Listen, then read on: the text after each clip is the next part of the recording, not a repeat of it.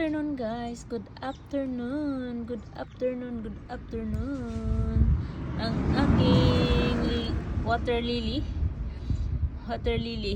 pag hapon na hindi na siya bumubuka ng malaki, pero pag araw may work ako kaya hindi ko makuha-kuhanan siya ng bukang-buka, pero nagbulaklak siya.